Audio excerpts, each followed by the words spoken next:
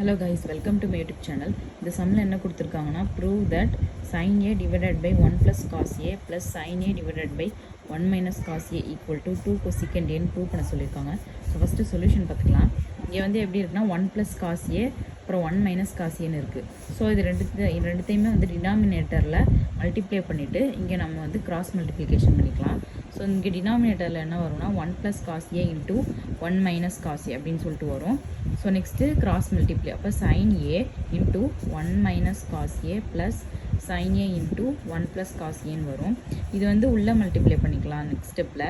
So sin a minus sin a into cos a plus sin a into 1 sin a plus sin a into cos a divided by இது வந்து a plus b into a minus b ஃபார்மில் இருக்குது. அப்போ a square minus b squareனு வரும். அப்போ 1 square minus cos square ஏன்னு வரும். ஓகேவா?